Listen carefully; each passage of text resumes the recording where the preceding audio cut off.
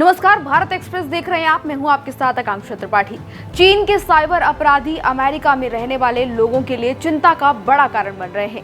AEK की जो report सामने आई है उसके मुताबिक हर दिन लाखों अमेरिकियों के मोबाइल पर ऐसे झूठे टेक्स्ट या फिर मैसेजेस आते हैं जिन्हें पढ़कर लोग लिंक पर क्लिक कर देते हैं और कुछ ही मिनटों में उनके खाते खाली हो जाते हैं। अमेरिका की जांच एजेंसियों का कहना है कि इस पूरी फ्रॉड के पीछे चीन से संचालित गिरोह इसमें सामने आया है, जिन्होंने पिछले 3 सालों में अब तक देखा जाए तो 1 अरब से ज्यादा का $1 अरब से ज्यादा की कमाई इन्होंने इस ठगी के जरिए कर ली है। रिपोर्ट में बताया गया है कि सितंबर में एक ही दिन में 3,30,000 फर्जी टोल मैसेज भेजे गए, जो कि अब तक का रिकॉर्ड सबसे बड़ा माना जा रहा है।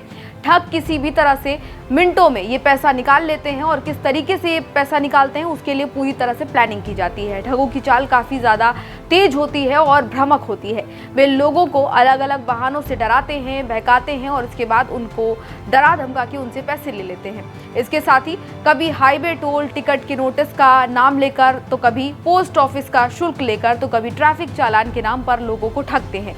फिर एक लिंक भेजा जाता है जो ये दिखाने में किसी सरकारी वेबसाइट जैसा देखने में होता है और उसके बाद लोगों को लगता है कि भाई ये एकदम सही लिंक है और उस पर पैसा भरना है। जब व्यक्ति उस फॉर्म पर अपना नाम, कार्ड नंबर, OTP भेजता है तो उसकी जानकारी सीधे अपराधियों के पास पहुंच जाती है। उसके बाद बैंक अकाउंट से पैसे कुछ मिनटों में ही ट्रांसफर कर लिए जाते हैं और पीड़ित को बाद में होने वाले नुकसान का अंदाजा लग जाता है। सिम फॉर्म्स, बड़े पैमाने पर टेक्स्ट भेजने वाली मशीनरी इस फ्रॉड की सबसे बड़ी ताकत SIM फॉर्म है। SIM फॉर्म वो स्थान है जहां पर सैकड़ों सिम कार्ड लगाए जाते हैं और एक ही व्यक्ति हजारों नंबरों से टेक्स्ट भेज सकता है। ये फॉर्म चीन में जो बैठा गिरोह है वो रिमोटली नियंत्रित करता है, लेकिन असल काम अमेरिका में गीग वर्कर के जरिए किया जाता है। तो ऐसे में पूरा ठगी का जाल बिछाया जाता है। साइबर सुरक्षा विशेषज्ञों के मुताबिक अगर देखा जाए तो ह्यूस्टन, इसके साथ ही लॉस एंजलिस और फिनिक्स और मियामी जैसे शहरों में दर्जनों SIM फ्रॉड पकड़े जा चुके हैं। सबसे अपराधी जो बड़ी संख्या में देखे जाते हैं वो ये इसी तरह का धोखाधड़ी करते हैं और लोगों को संदेश भेजकर आसानी से शिकार बनाते हैं। इसके साथ ही मोबाइल वॉलेट जो है उसके जरिए भी लोगों को बेवकूफ़ बनाया जाता है। खरीदारी के जरिए भी लोगों को परेशान किया जाता है। चक्र जो है वो पूरा इस तरीके से बनाया जाता है कि लोगों को आइडिया ही ना लग पाए। चोरी किए गए क्रेडिट कार्ड की जानकारी अपराधी एप्पल वॉलेट और गूगल पे जैसे डिजिटल वॉलेट के अंदर इंस्टॉल करके ले लेते हैं लोगों से। फिर बाद में अमेरिका में कुछ खरीदारों को इंस्टाग्राम जैसे ऐप पर हायर करते हैं और फिर ये खरीदार चोरी किए गए आईफोन से कपड़े और गिफ्ट कार्ड जैसी चीज़ें खरीदते हैं और फिर उन्हें चीन में बेच देते हैं। वहां पर उन वस्तुओं को बेचकर अपराधी भारी रकम कमाते हैं।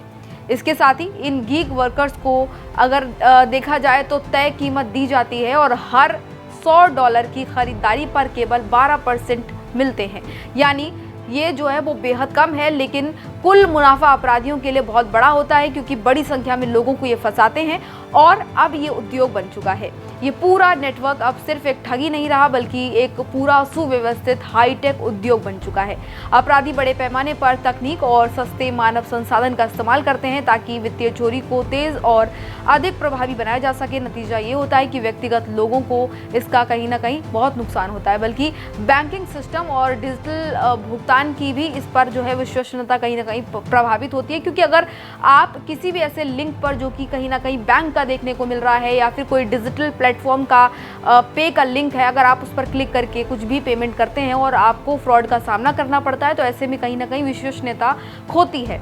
तो रोकथाम के उपाय भी इसके लिए काफ़ी ज़्यादा ज़रूरी हैं जिनसे आप बच सकते हैं।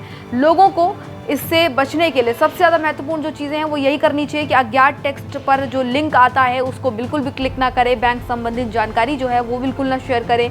इसके साथ ही वेब फॉर्म पर कोई भी ऐसी इन्फॉर्मेशन ना डालें जो उनके लिए नुकसानदेह हो सकती है। OTP शेयर ना करें। किसी नोटिस की जांच केवल आधिकारिक वेबसाइट से ही करें और अपने मोबाइल वॉलेट और बैंक स्टेटमेंट नियमित रूप से चेक करते रहें और किसी भी संदिग्ध ट्रांजैक्शन के बारे में जैसी जानकारी हो समय रहते उसके बारे में इन्फॉर्मेशन दे दें। वहीं साइबर सुरक्षा इंटेलिजेंस की अगर बात की जाए तो फाइनेंशियल कंपनियों को अंतर्राष्ट्रीय सहयोग बढ़ाकर कहीं ना कहीं इससे जो गिरोह है वो नेटवर्क को तोड़ने का काम कर सकता है। तो तमाम जो कह सकते हैं कि बचाव के जो उपाय हैं उनको पूरी तरीके से पूरा करने की कोशिश की जानी चाहिए। सरकारों, टेक कंपनियों और आम लोगों को मिलकर इस पर काम करना चाहिए और यही एक तरीका है बचाव का कि इससे लोग बच सकते हैं। तो इस जानकारी में फिलहाल इतना ही। अगर आपके साथ भी कोई ऐसा फ्रॉड करने की कोशिश कर रहा है तो आप इस खबर से सावधान हो जाइए और उन सभी लोगों को ये खबर भेजिए जो आपके जानने वाले हैं, ताकि उनके साथ कोई ऐसा फ्रॉड ना हो। इस जानकारी में फिलहाल इतना ही। इसी तरह की तमाम और जानकारियों के लिए देखते रहिए भारत एक्सप्रेस।